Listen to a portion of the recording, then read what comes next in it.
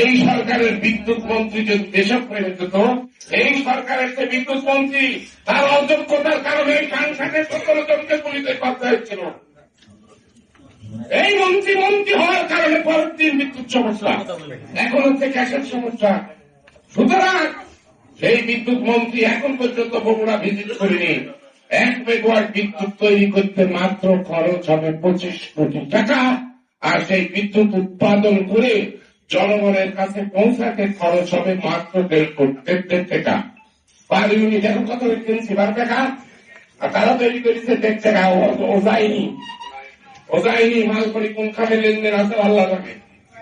প্রিয় ভাইরা আমার, এই সমস্ত দুর্নীতিবাদ দিয়ে তারেক রহমান আপনি বেশি দূর আগাইতে পারবেন না।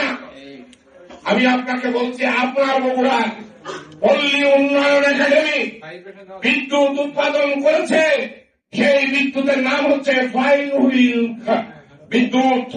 পার ইউনিটে খরচ তৈরি করতে খরচ হবে 1 টাকা 20 পয়সা, বিক্রি করবে 1.5 টাকায়।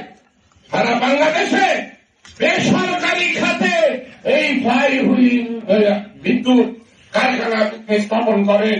বেসরকারি খাতে আপনি এটা দিয়ে দেন, সরকারের সাথে প্রতিযোগিতা করে। এই দেশে বিনিয়োগকারীর কোন অভাব নেই। বিনিয়োগকারীরা এই ফ্লাইহুইল বিদ্যুৎ তারা তৈরি করবে।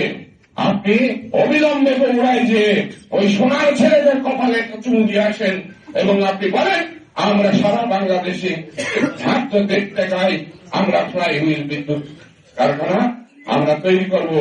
বিদ্যুৎ খাতকে সরকার বেসরকারি খাতে দেওয়ার উদ্যোগ গ্রহণ করছে। আমি আহসান হাবিব লিঙ্কন সরকারের এই সিদ্ধান্তকে স্যালুট দিচ্ছি। যারা এই সিদ্ধান্তের বিরোধিতা করবে তাদেরকে ধরে নেবেন, তারা হচ্ছে ভারতীয় সম্প্রসারণবাদের এই দেশীয় দালাল।